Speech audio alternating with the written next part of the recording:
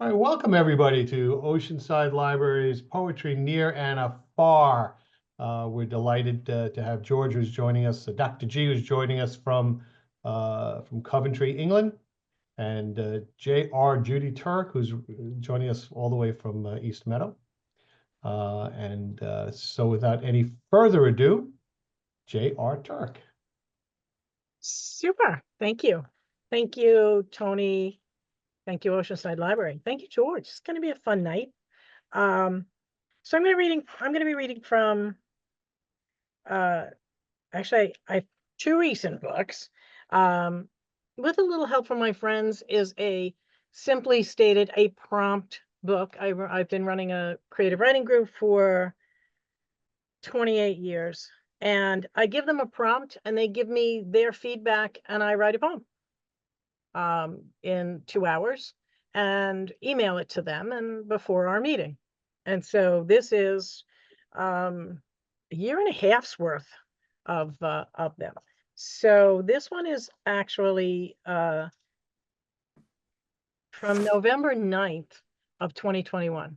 So it's kind of in the time frame. And I think there were 27 people who gave me inspirations. So wish list. It's not like a Santa list when I was a kid, bike, games, toys, but no clothes, no dolls. Not like when I was older and details became the list, this model, color, size, so there'd be no unhappy returns for the giver. And not like the birthday wish list of who to and not to invite, who gave the best gifts, who was most likely to invite me to theirs. Not at all like the wishing game we played. I wish I was Superman, Batman, a gold medal Olympic swimmer, gymnast, skier. I wish I could be an astronaut, teacher, actress, the first American women's billiards champion. Want to do better in math, science, history. Want a puppy. On bad days, I wished people dead, then regretted my wish. On good days, I wish it was always summer, the sun kept shining, that we could sit on the lawn together forever, never left or leaving. I never wished to be a poet. Guess I just always knew. Now, today's wish is something different every day. I see the lines appear in my head as I'm distracted at work, a red light still awake at 3 a.m. I wish I could fly, but sprained my wrist trying. I wish for a magic button to speed up slow time. I knew what you were thinking about. The opposite sex came with instructions. I had a good memory so I could remember what I wanted to wish for. Upon a star, the first star I see tonight, the brightest star, a falling star, a star to bring me good friends, better health. Mother Nature would stop being a spoiled brat and bring calm and beauty back for us all. I had Aladdin's lamp and wished for an endless string of wishes. I didn't need glasses to see you smile from across the room. People would be more considerate. For pleasant dreams, for monsters to stay under the bed, for a ride on the river Styx, to wait until I am ready. Hope, pray the world finds a new normal we can be happy in. Blessings. Whether today or tomorrow or yesterday, my list ends the same. My wish is for your joy. So that was November 9th of 2021. I'm going to read one other one from this book. This is called Lost and Found. There are 31 contributors, and this is from July 28th of 2020. These are mostly pandemic based. Lost and Found. When I lost the roadmap of my life, I swerved off the highway into a ditch, sat waiting to be rescued. When I lost my wallet, my ID, and some cash, I panicked, thinking I was the victim of a crime ring and would have to pay thousands in credit card bills. When I traded college for a full-time job, I lost the childhood sense of innocence and gained a lifetime of wisdom. When I lost my drive to succeed and realized a job wasn't a life, but a career, I gave up that 9 to 5, and it was a liberating decision I've never regretted. When I lost my shakers of salt and pepper on a camping trip, I decided I liked the taste of food better without enhancements. When I lost the love of my life, I turned inside out, swallowing, wallowing in lost dreams until love pursued me. When I lost my focus, my mind went one way, my turn of phrase went another way, and my imagination wrote a poem. When I lost my sanity, my sense of humor took over, and I laughed myself back to normal. When I lost my way, you rescued me from a ditch, lent me a shoulder to cry on, and found my wallet under the couch. When I lose you, the planets will cease to orbit, stars will refuse to shine, and my world will end. So those are from, with a little help from my friends. And this is 24 Shades of Purple. This is 24 poems written in a 24-hour poetry marathon, and they have a similar theme. So I'm going to read a couple from here. Let's see. I'll tell you the hour they were written. I get tireder, I guess, as the book goes on, but this is from hour 6. And I've never read this one. Except to the dogs, but you know. Paleolithic era. I would guess it was a woman who first discovered berries growing wild outside their cave. Bunches of plump blueberries and red raspberries harvested from prickly vines. I would say it was that same woman, an innovator born eons before her time, who crushed berries into a red compote to pour over roasted glyptoton, a blue glaze on spitted woolly mammoth, a semi-sweet dressing poured over ferns and green leaves. I can see her with her favorite stone, one that fit perfect in her palm, and berries in a wooden bowl, carved herself, crushing them with smooth practice movements, keeping them divided. And then hubby comes along, sweaty from a hunt, looking for a bowl. When her back is turned, he dumps red berries into blueberries. She rails at him to dig up some roots and legumes. Just go away. Exasperated, she's tempted to dump the mixture, but stirs it, considers the vibrant color, tastes it, smiles, rugged hands on sturdy hips, and voila! Meet the Paleolithic Julia Child, patent pending, creating edible purple. Cool. Okay, so now I'm gonna move up to hour 8. This is another one I haven't read. Blackberry Brandy. Her name is Brandy Lynn. We all call her Brandy, but he calls her Blackberry Brandy.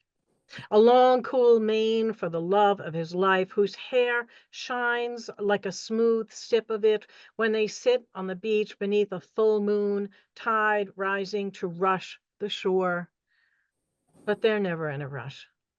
They sit back on the blanket she kept on the back seat for when she took Ruffles for a ride. His canine head flying out the window in pure joy, his chuffs when they headed home, too soon for him. But Ruffles was gone more than a month. She's sad now. He leans into her, nuzzles her slender neck, furry with white dog hair, kisses her cheek and spits white fur while she laughs. A soft melodic sound that staunches his cough and makes him smile. How he's missed that laugh these past weeks. 40 years together, she still makes his heart do a double beat. His brandy, sweet as blackberries off the vine, his soulmate, his soul aching for the void between them. Ruffles loved him, but loved her more.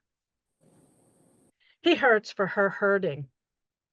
Tomorrow, their anniversary, he's taking a risk.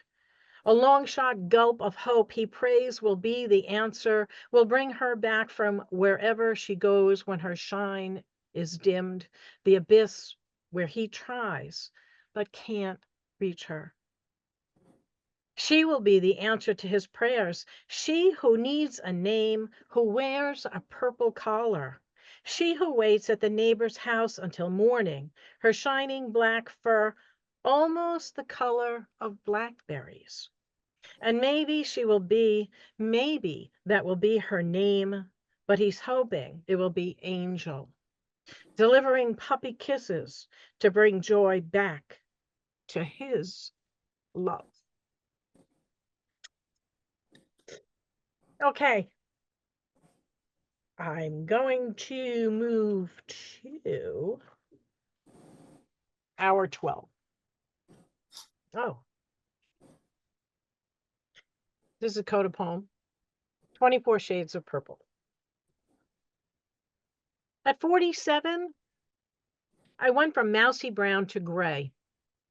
Not salt and pepper, not platinum, nothing pretty about it. Then I went beach blonde and had more fun, but my hair was dry, frizzy, frazzled, damaged. No one to tell me I couldn't. I dyed my hair purple. I'm known as the purple poet, love the color, so why not? I started with demi-permanent, but it didn't take. Then used permanent, and it was great. Vibrant, super color, cool, but my hair was breaking off. Chemical warfare took its toll. I found conditioning color. Semi-permanent, no chemicals, no mixing, no hassle. Put it in, leave it in as long as you like, then rinse it out. Conditioner, good for my hair. Instant love. I started collecting colors. Radiant orchid, lavender macaroons, plum perfect, wisteria, paradox, neon lavender, pastel lilac, cloud. Smoky amethyst, wild orchid, violet dream, purple haze, genie, tanzanite, neon purple, grapeful, lighter days, stone pony, desire, periwinkle, prismatic purple, metallic orchid, girls' night out. Lavender moon, orchid you not. I love them all. 24 shades of pure purple-esque poetry hair. Not all hair poems, but several. Okay. This is hour 13. And I guess I can show you. It's kind of like a show and tell kind of thing. Called Alexandrite. Old gold rose tone setting. Scrolls and filigrees from shank to bezel, like hands hugging the gem. Large, deep faceted stone, vibrant purple in evening shade and bluish green in sunlight.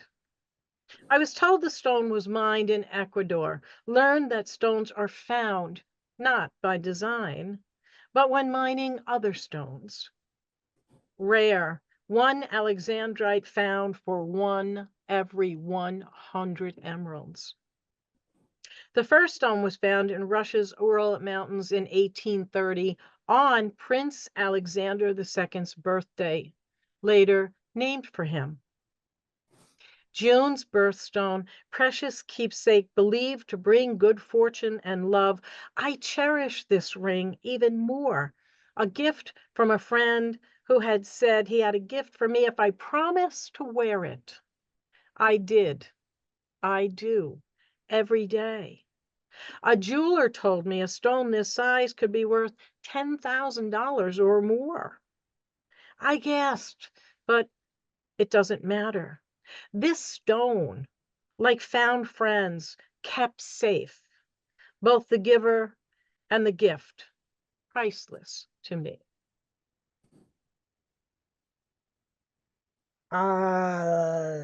Let's see. I got a little time. I'm going to read. You got plenty of time. I got plenty of time. I got plenty of time. I love when Tony says that.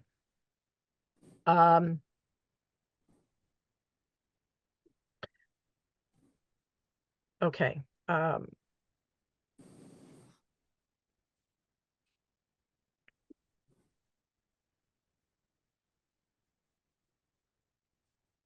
So this is hour 21.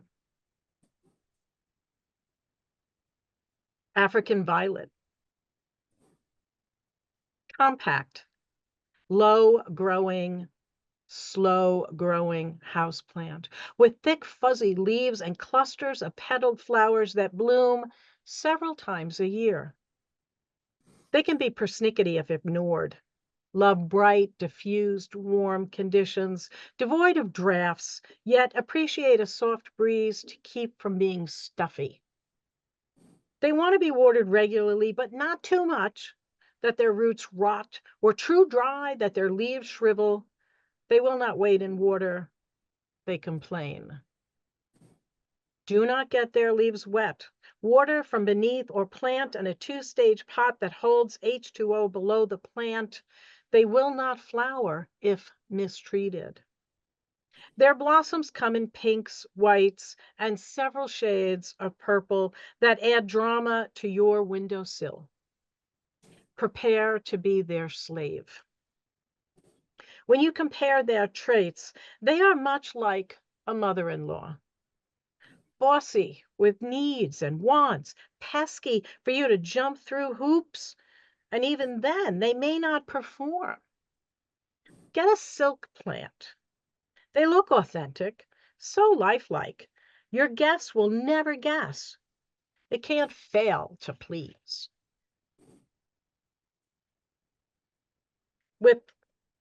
With no bad thoughts to my mother-in-law, who would laugh. Okay. This is a true story. Grape gloss. I placed an order online from Home Depot for 2 cases of grape gloss spray paint. Popular color, they never have enough in the store. I ordered it shipped to the store one time. An employee sold all 12 cans before I could pick them up. Easy order, ships in a few days. I go about my life, then realize I never got the paint. Next day, UPS leaves a sticky note on my door. Sorry we missed you. Be back tomorrow. Except I wouldn't be home.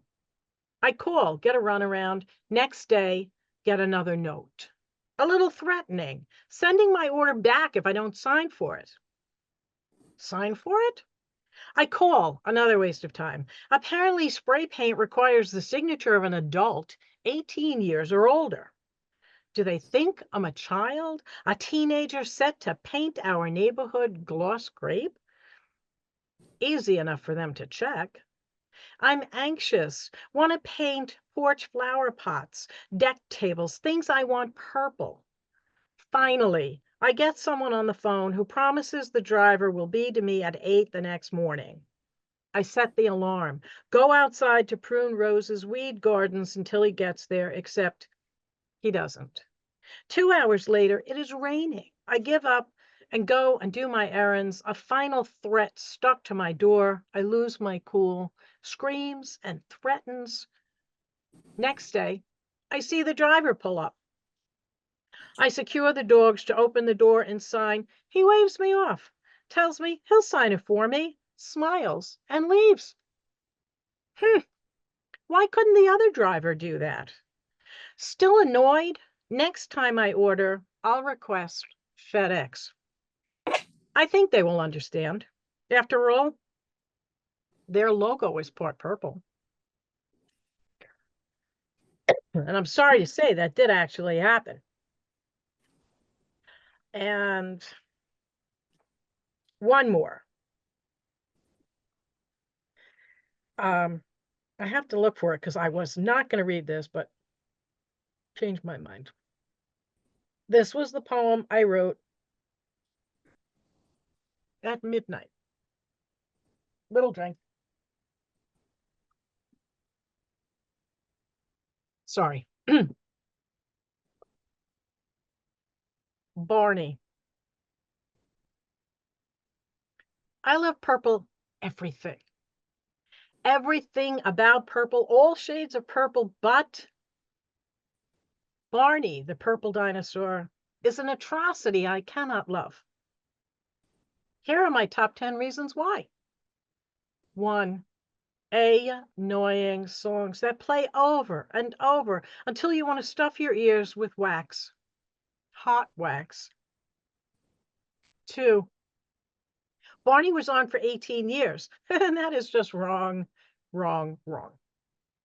3, too much sugar for kids in the 90s. Someone finally woke up and pulled the sugar plum plug on Barney. 4, a fat purple singing dinosaur. Really? Tell the truth. Did you ever watch it?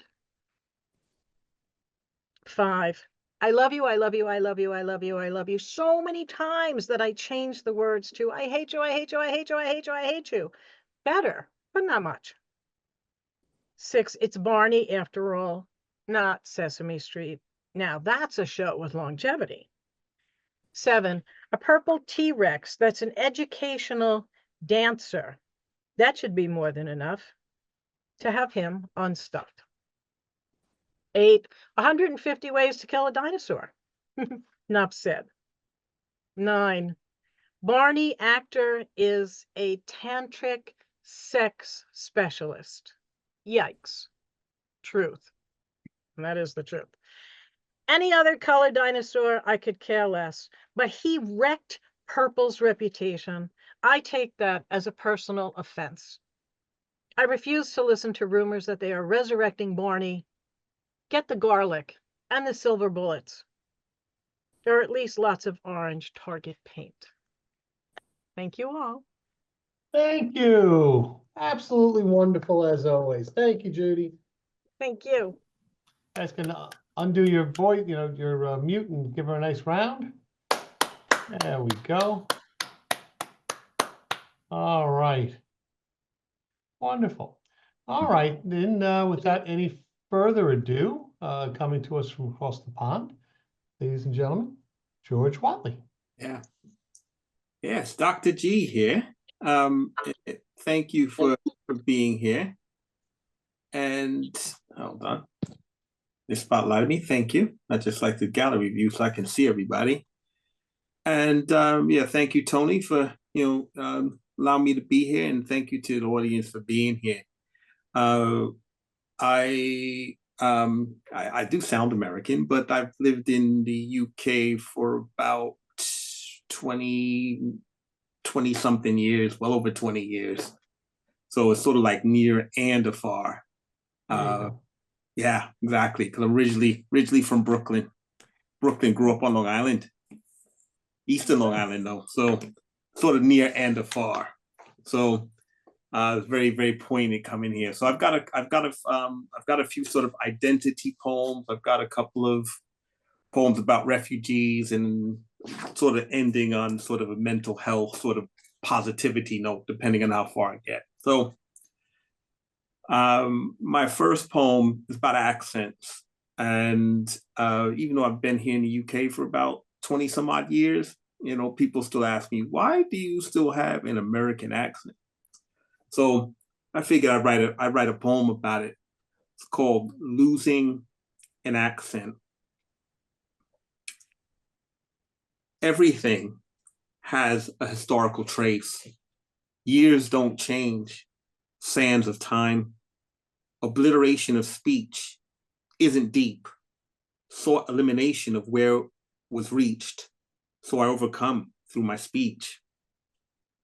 Diction, the lines of my past, words and dialect, traces of experience. Alienation felt when I use. Not to use is to lose. Where I've been, what I've seen, places listeners have never been, but expect me to eliminate because of current space and place. Words are heartbeats, past irrevocable parts. Dialect used is desire, connecting history with the current, my present through my presence. Identity linkages valued, parts in the whole, through language rolled, speaking without losing any elements. Intonations and vocabulary, identities within my identity. To lose parts is to lose the whole, but I keep all. The jigsaw of verbal existence through persistence. Speaking authentically is my resistance. So I choose not to lose, so I gain and reclaim through my accent all the places I've been, all the spaces I locate, history and socialization through words I speak, changes just a different reflection of the whole, parts of my existence, actively desiring not to separate. So that's my first poem.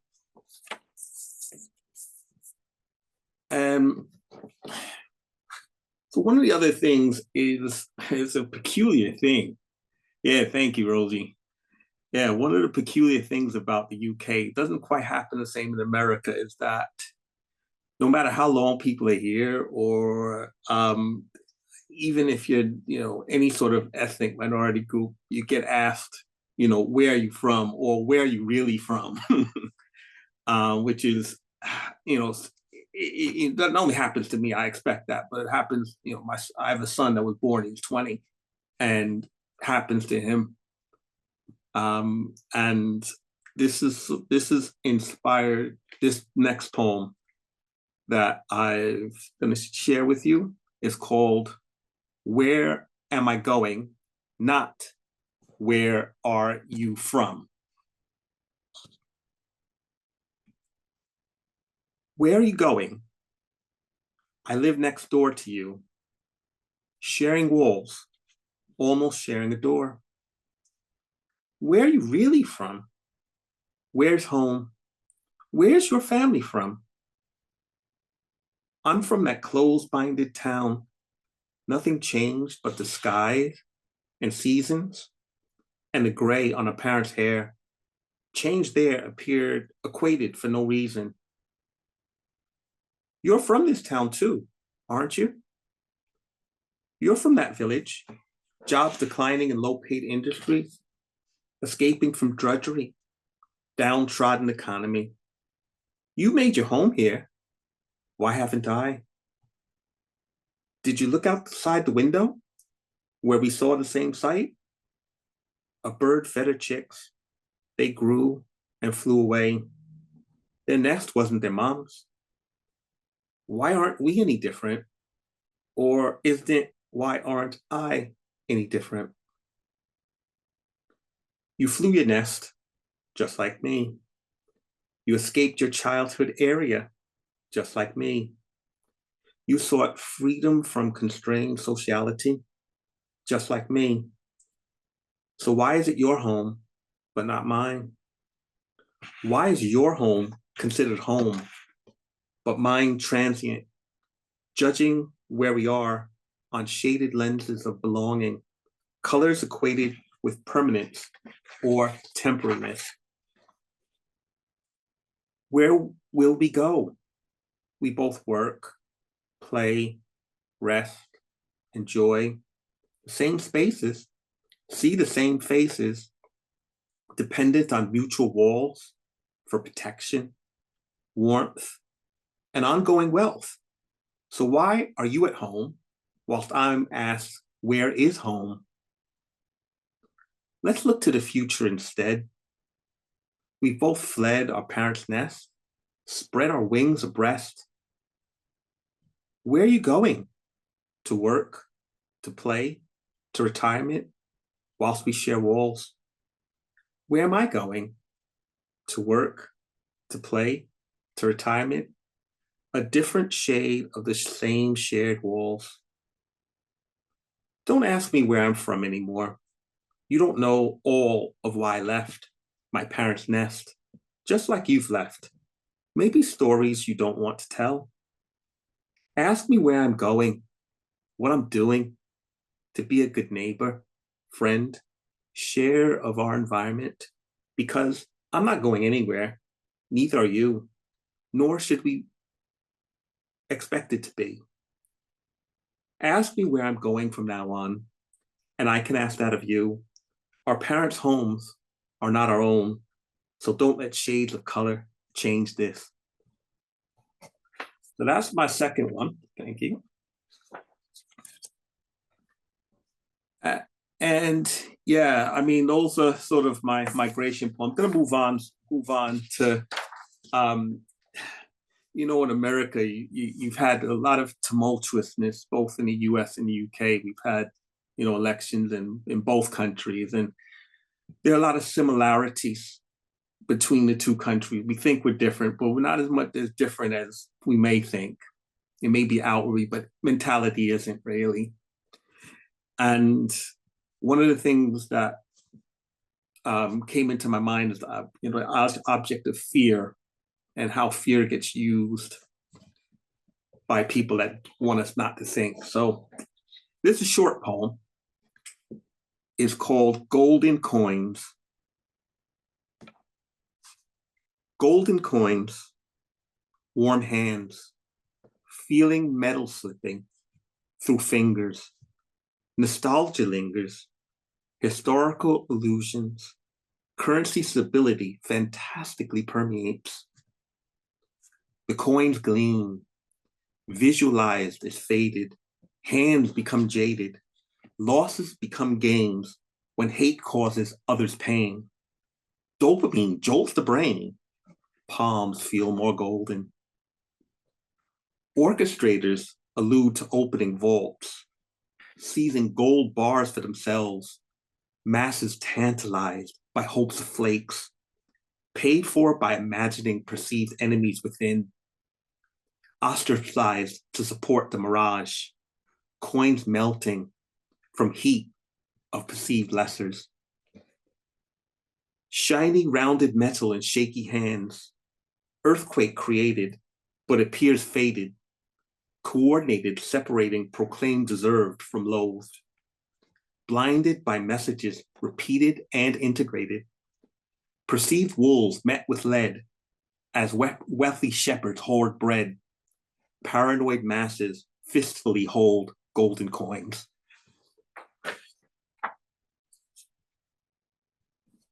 So I'm known for doing political poetry, political social poetry, you know, in Coventry and in England, and just bring that here a little bit. But one of the things that I'm really believe strongly in is about, you know, seeing people as human beings. And with all the things going along with refugees and migrants, the next two poems are about sort of refugees and the migrant experience. So this is a short one. I wrote this for International Migrants Day last year, 2023. I actually presented this at work and it went over quite well. It's called Walls of Sand. When walls of brick turn to sand and drought blights your land, this your exam.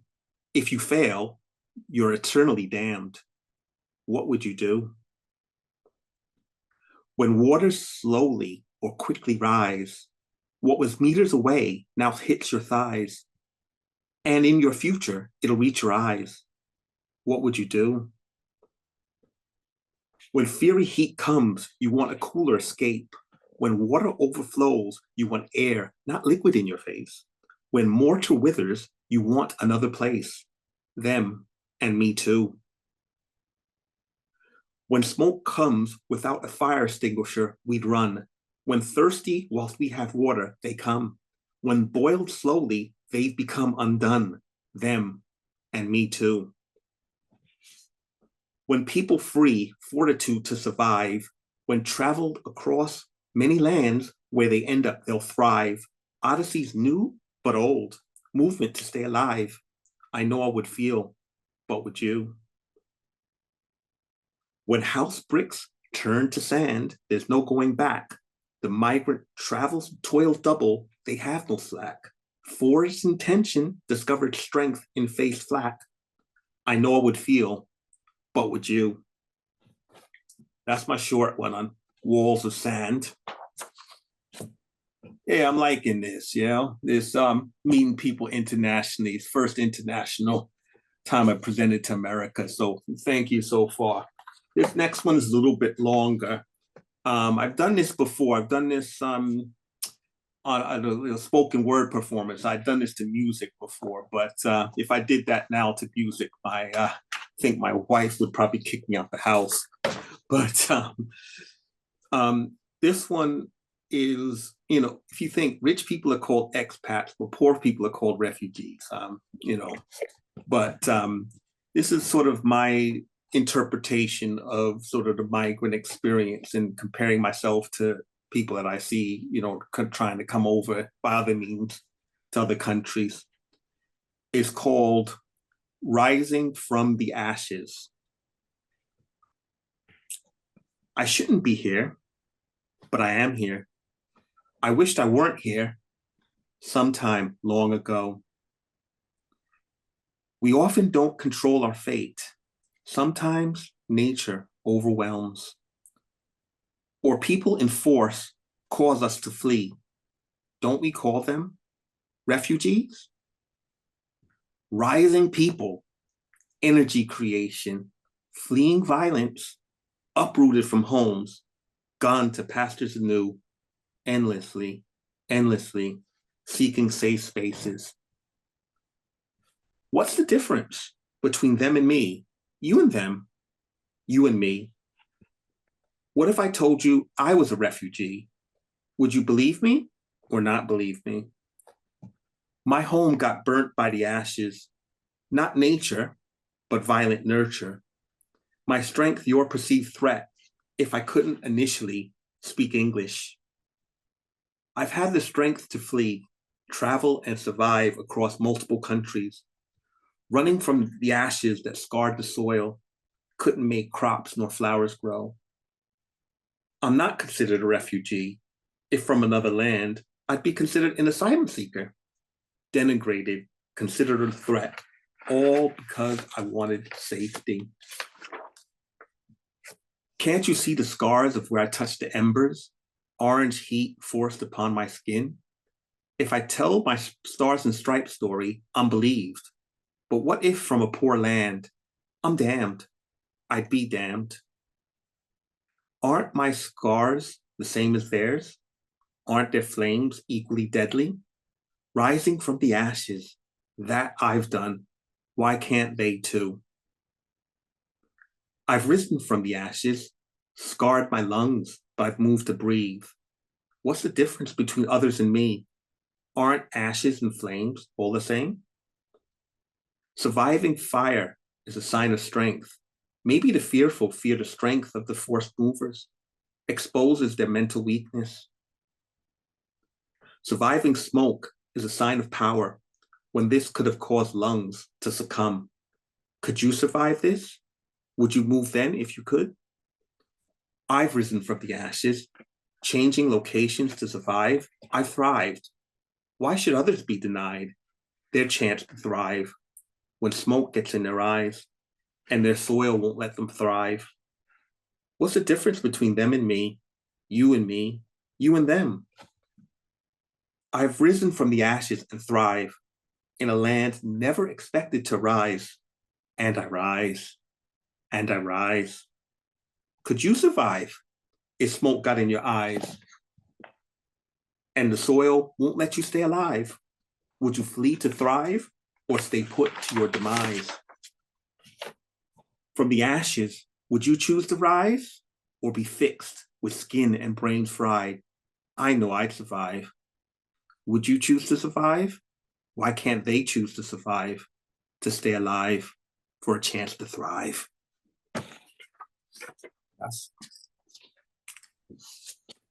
That's about the migrant experience. Just seeing how much time I have. Yeah. So I think I probably have enough time for two more. I think.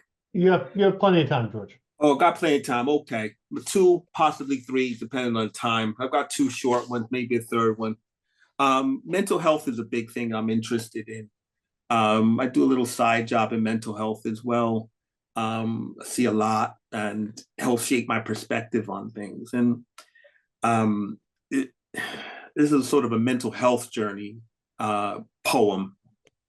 It's called Running from Shadows. Visualizing the reflection, rivers of scars, not our doing, but done in. We run to evade, thinking in the race, the lines in our face will fade as the starting line recedes in our rearview mirrors. Our face will become smooth when our image isn't the focus, the journey, our plastic surgery. Movement is the game sought to cure without pain. Running from ourselves can't forever last. Fatigue happens in hours of glass. Races where we can only dead heat. Energy expended means in eventuality our defeat. The angle of the shadow deceives, alters vision, thinking we can defeat, but only ourselves beat. The mirror tells the ultimate truth. Shadows only reflect where we are plus light. Victory is fleeting. Our vision in front of the glass. The enemy isn't what we see, rather pain in failing to deal with within. The discoloration, indentations on our face, battle wounds of history, not a mystery, pain running from without treatment. No wonder hurt is felt on the track, another dead heat race, whilst weariness has grown.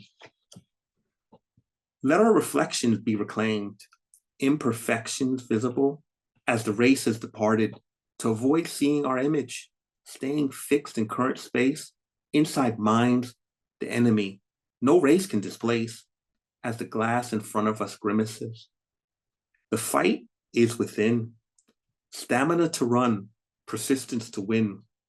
The brain is enemy and friend, choices and opportunities, winning and losing through our thoughts, fights inside seen and unseen, movement but a fixed grind, moving but always behind, escape, breaking the cycle of running from shadows.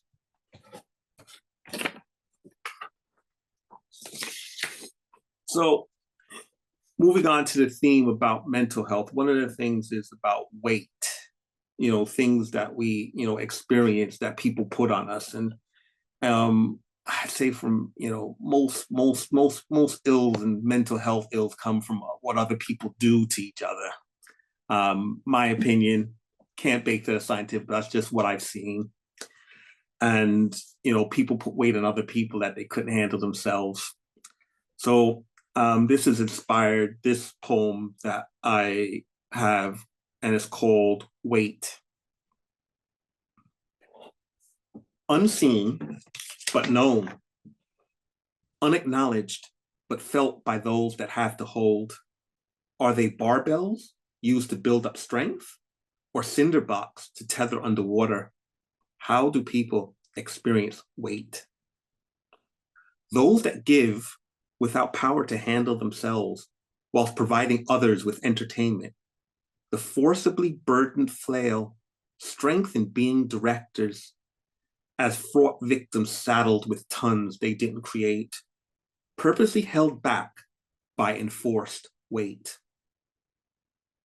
When some have advantages, privileges unearned, not wanting the masses to comprehend, bricks seen and unseen, inversely tied based on distance from the table's apex, hampered by imposed weight.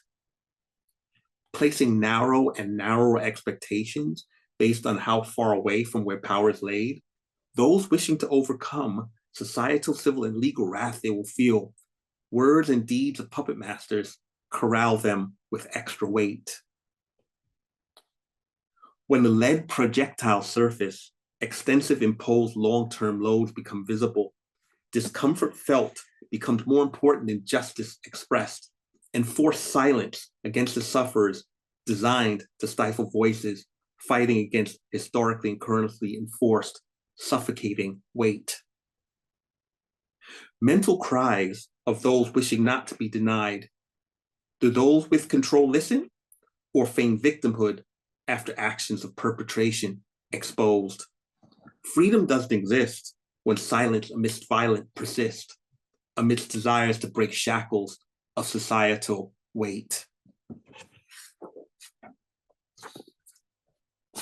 Yeah, so thank you so far. I mean, if you like what you hear, I mean, if you're on Insta, I'm Dr. G the Poet on Instagram. So if you like what you see, just follow me. There's more on Insta. This is probably going to be my last poem. Yeah. One more, George. It's a short one. It's a short one. That's cool.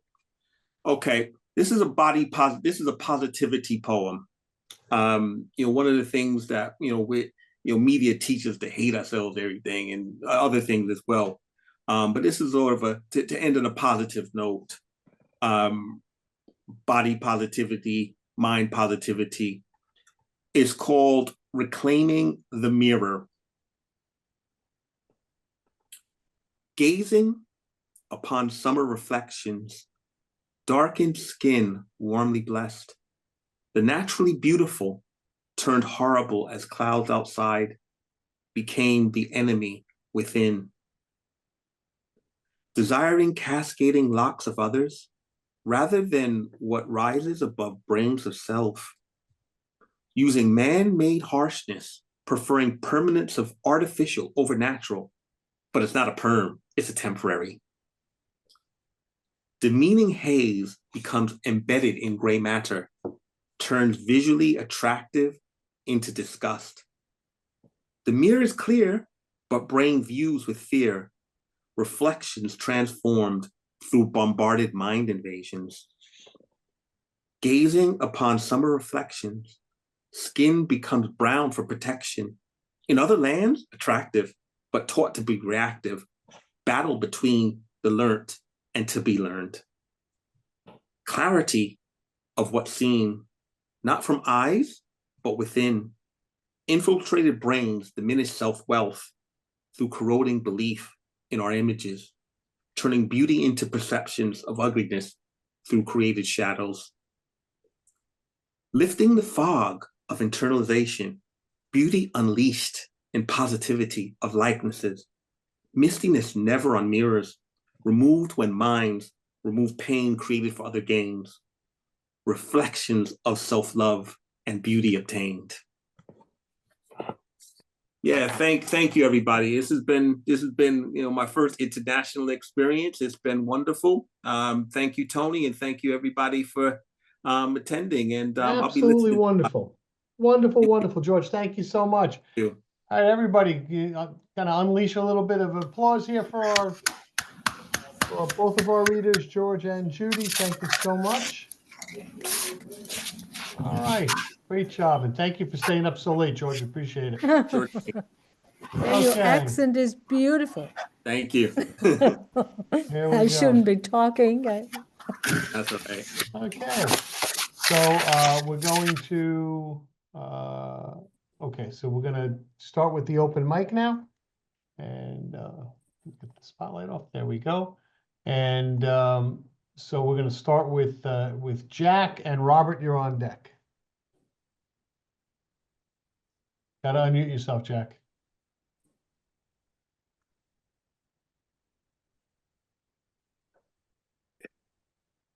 All right, was this? There we go. We can hear you now. Here we're good now. Okay. Light in the dark night. It's dark now. There can be light. We can shine it, the dry night. The years are drought of decency. We do not face each other. Now here comes the parade of sanctimony, as holidays come and go. The night is still dark, there is no moisture, not even tears, just the dry, brittle leaves. This is the vital question. Do we light a light for the vision of each? Or do we light the tinderbox and watch the flames rise? Thank you very much, Jack. It's always good to see you. Robert, you're up, and Mark, you're on deck. Thanks, Tony, and thanks to Judy and George.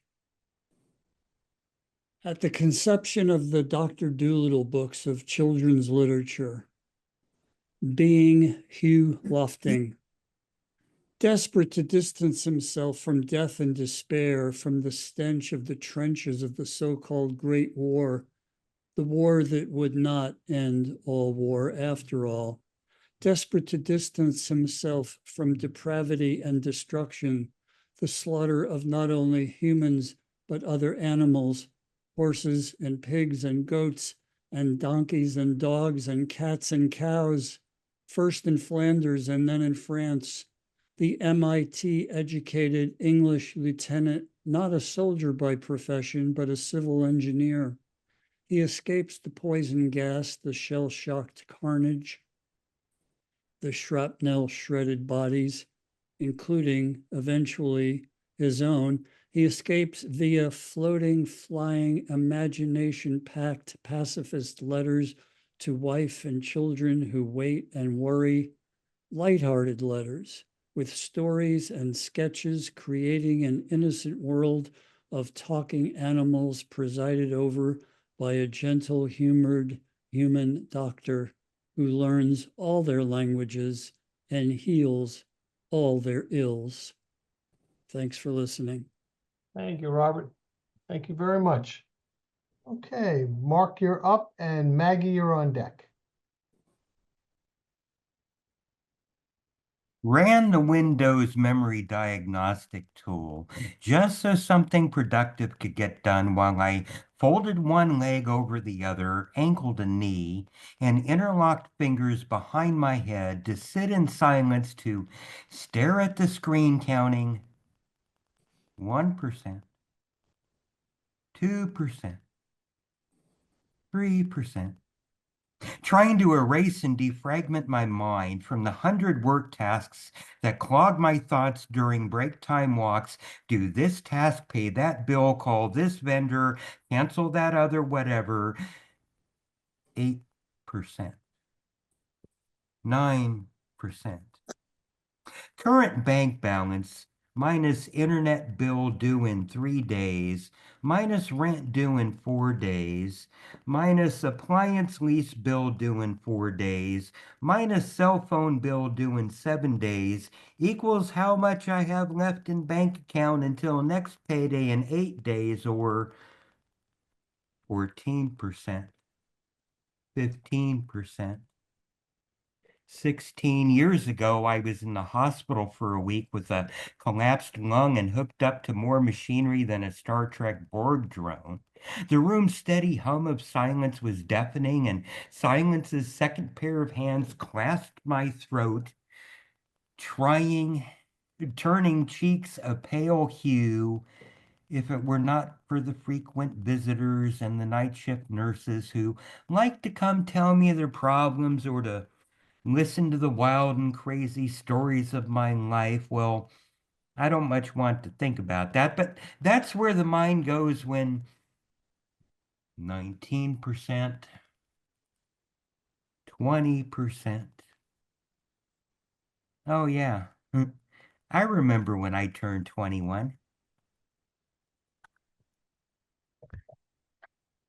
Thank you. Thank you, Mark. Thank you very much. All right. Maggie, you're up, and Marvin, you're on deck. Thank you, guys. Senior trips. Trips I have taken, and with broken bones, glasses, endless vigilance, endless aches, pains. I dream of falling, jerk awake, sweating, grasping for any handhold. struggle to wake up. Only the weirdest objects can catch my toe, my eye, my face. Shadows, paint stripes, curbs, molecules like eye floaters. Like seasoned citizens everywhere, I have walking aids. I prefer your hand, the third contact point. Thank you. Ooh. Wonderful, wonderful, wonderful stuff tonight. All right. Marvin, you're up, and Rosie, you're on deck. 2 weeks ago, I read a poem from my series on literary characters. It was on Iago, the villain in Othello. Today, I'm reading a poem about Laura, the physically handicapped and emotionally fragile girl in The Glass Menagerie, who was based on Tennessee Williams' sister Rose. So this is the very short poem called Laura. And so goodbye, Laura, clumping down aisles of yearbook pages, pressing blue roses, yellowing in pink hands. Say hello, Laura, to yawning distance of longing, little zoos of glassy stairs leading to the broken horn of difference. And so hello, goodbye, Laura, to trips of fancy, where gentlemen callers call your lips, and candles light their eyes that light your own. Wow. Thank you very much, Marvin. Excellent, excellent, excellent stuff. All right. Rosie, you're up, and Sharon, you're on deck. Can you hear me? Sure can. Great. This is I Am a Runner. I'm going for a run. I'm going for a run, I say. I shout at the stairs to my mother. I am running, and I'm a runner. I'm going to run past the funeral directors. If I run there and run back, I can avoid being the mourner in the cemetery. Brother, last time my eyes met your frame, you were laid out beautifully. The care and tender thought had gone into every detail to make a last visit everything it could be. Some people visit a grave or have a place to go to in their head. Your ashes, laid in earth, no stone was laid. So I visit you here instead. But to think of you only and revere our memories, some sort of mausoleum bliss. Only here will do, only here will I do this. Next to the funeral directors is a barber shop. The barber is Eastern European. His energy is masculine, ambitious. Every once in a while, he looks out to the street, scissors in hand. His scissors pause, comb freezes, and he finds me there, standing still. Looking up to the neighboring sign, my cap pulled low, sunglasses covering reddened skin. Finally, I am a child myself for a moment, and I let feeling in. I pretend to stretch like a runner. I am still a runner. By a tree, I kneel on the grass by the shop front, and I retie my shoelace. On knees, I pause for just longer than anyone normally would if tying their shoelace. Shoulders shudder, and tears under sunglasses roll down my face. I stood outside here in this spot for an age before I walked in. My friend knew me since school days. Are you ready? She said. Visits to coffins, I've made a few. Friends know though, they know what to do. Do you want the door open or shut? Do you want me to come in with you? We stand by the wall with the door open? Can cold be a smell? Can silence be felt in a still body as with any other? There is a chasm between us and your coffin, brother. Wicker walls of your coffin with satin was bedded, and rainbow ribbons hung from the wicker handles. Do you want to go closer? She said. Do you want me to stand here whilst you go closer? Do you want me to step forward with you? Visits to stand at coffins, brother, I've made quite a few. I hold her hand and we take 4 slow steps forward together. And finally, my eyes rest on your features. I see you, brother, and you still look like you. It is sheer relief. I am silent and I continue to breathe.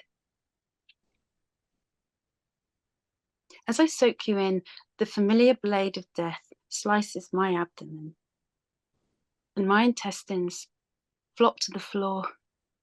My guts cover my feet, and I pretend not to notice. I cannot take every detail in, so, like sifting through coins for the shiny pennies, I focus on the ones I would like to keep always. Details I preserve include the shape of your fingers, hands, and your chin. 20 years of your laugh, brother, and it went in. I continue to breathe. Slice of my wound, at first I would touch, but refused to look. I can take it though, because when I was young, my heart turned to a book. I look up from a moment of heaving under a young tree, and I make eye contact with the barber as he smiles at me. Some people visit a grave, and your ashes were laid in the earth, so no stone was laid. I write most where joy meets sadness. Brother, I receive coming, and I feel believing. I heard you breathe, and I imagined not breathing. But I am still a runner. I am still a runner. Some have places to visit loved ones in their head, but I am a runner, so I visit you here instead. Thank you very much. All right. Wonderful, wonderful, wonderful. Sharon, you're up, and Ron, you're on deck.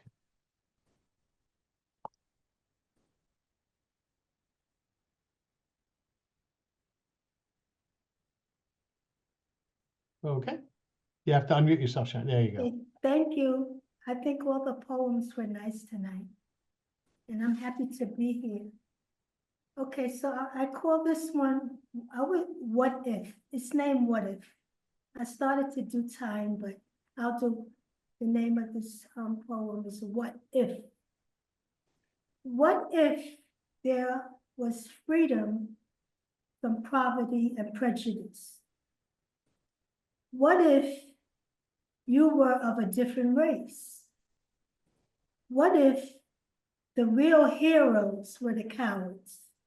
What if everyone experienced the American dream, each having their independence? What if you learned that you only had a couple of weeks to live? What if you woke up and were in the 1800s? What if the elderly were considered young and the young were old? What if the thugs were the wise men and they could lead in the White House? What if you had to give up one of your senses to continue to live? Which one? What if all great minds were acknowledged? What if the wealthy became poor and the poor became wealthy? What if you could smile even when your heart is crying?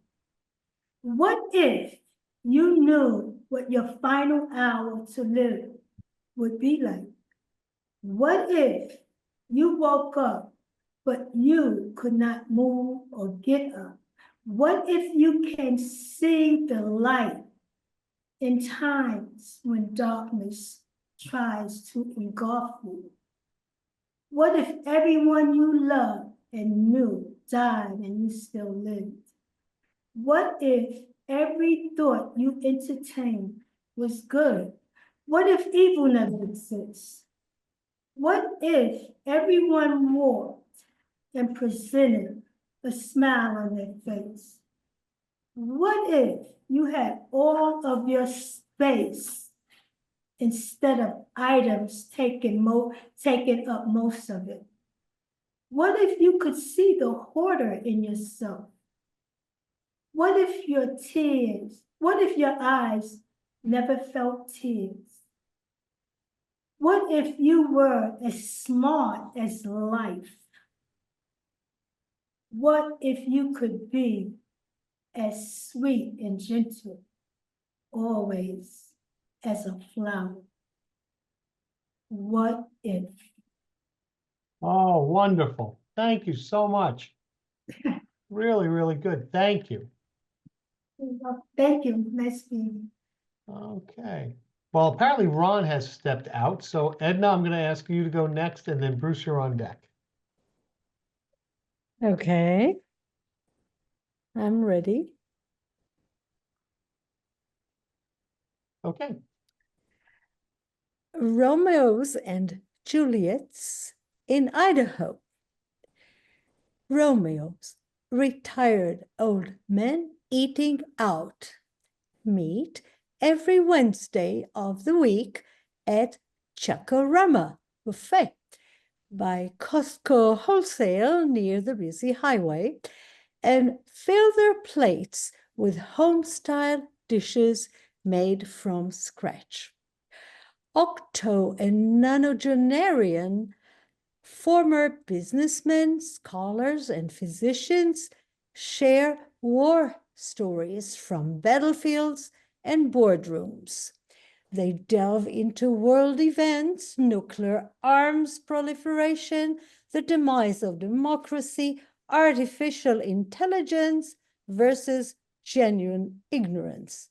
How AI's bedside manners can trump doctors, and self-driving cars, unlike their human counterparts, obey the laws of the road and thus get rear-ended.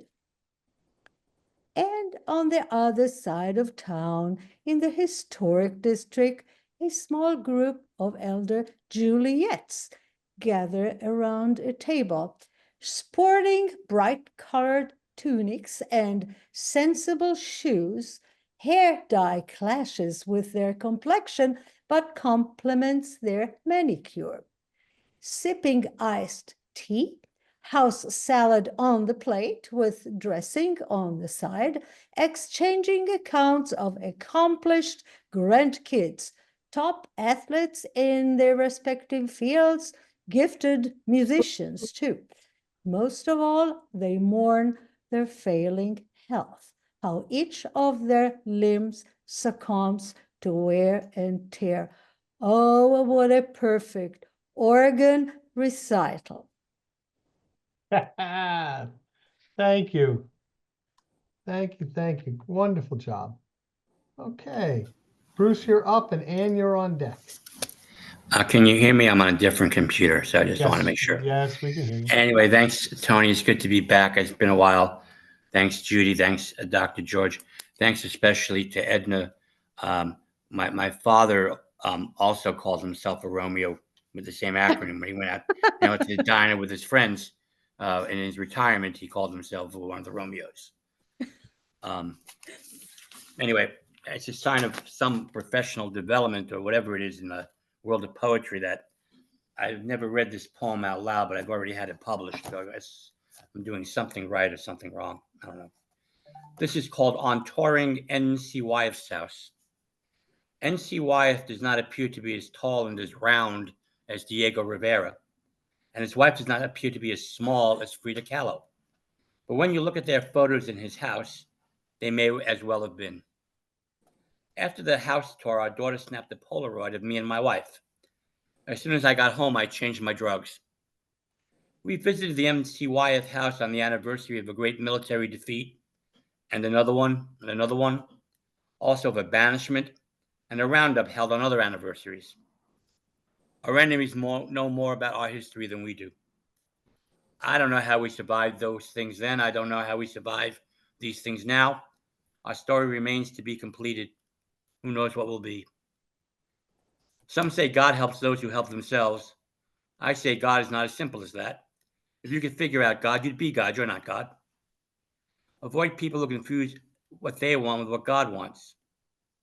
Hopefully you live in a world that allows you that luxury. War did not break out on that day, though I thought it might, and I wasn't the only one. By the time you read this, maybe cooler heads prevail. Maybe war starts, war ends, peace breaks out. Maybe I'll read this to you myself, and then you'll see how big I am next to Diego Rivera and N.C. Wyeth. Maybe I'll stop caring how I look by then. Maybe we'll wonder whether wartime had anything to do with that. Thank you. Thank you, buddy. Thank you very much. All right, and you're up, and Larry, you're on deck. Okay. Morning after the election. Weeping endured through the night and did not abate with the outcome. Shaking my head in disbelief, I witnessed the country I love revert to its shadow self. Let grief be a temporary luxury. There is work to be done while the day is still warm. Armed with a garden trowel and a bag of daffodil bulbs, joy will be my new strategy. It is not much, but it is a beginning. I will plant beauty as an act of rebellion. Thank you, Ann. Thank you very much. All right, Larry, you're up, bud. Yes, sir. The dangers of vitamin C. I eat very little butter. I don't put it on toast or corn on the cob. I do use a little butter on vegetables when I cook. So what the hell was I doing eating raw butter the other day? Well, I had run out of the 1,000 milligram vitamin C pills I take, along with other stuff intended to keep me alive and cute. When shopping for a new bottle, all they had was a 500 milligram version. No big deal, I thought. I'll just take 2 pills a day. On opening the new bottle, I saw these pills were discs. Not Frisbee size, but about as big as a nickel. I grabbed 2 of those babies and tossed them down with some water. I soon realized I couldn't swallow properly. I asked Irene, my suffering companion of 64 years, to come into the kitchen and pound me on the back. With her hand, not a skillet. She did, but there was still a problem. Although I wasn't joking, this was scary. I went online and looked up, what does a dummy do when he has something stuck in his throat? Drinking carbonated soda or taking Alka-Seltzer were 2 suggestions. We had neither. Another suggestion was to eat butter to more or less lubricate things. I cut 2 slabs of butter and ate them. This didn't work right away, but eventually I felt normal again and could swallow. The next morning, I took my usual assortment of pills, opening the vitamin C bottle last. It was then I noticed the label said chewable. It did not say swallowable, but chewable. Yet another senior moment. I hope it ain't my last. Thank you. Wonderful as always. Thank you. All right. Well, thank you, everybody. I'm going to read a quick one, and then we'll call it a night. Santa Fe sky. Beyond the lights of the southwestern town, moonless black above, millions of stars flickering, a stop beside a dusty desert road, air thick but cooling. A chance to see a night sky unseeable from a city rooftop, gazing heavenward, but with care for rattlesnakes warming themselves on the pavement. A life lesson, always with wonder, caution. All right, well, thank you, everybody. Thank you, George. Thank you, Judy. What a great night. I appreciate everybody. It was a great night of the open mics, and we'll see you again in December. Okay. Thank you, everybody. Yes. Happy Thanksgiving to everyone. Happy Thank you. Thanksgiving. Thank you. I'm looking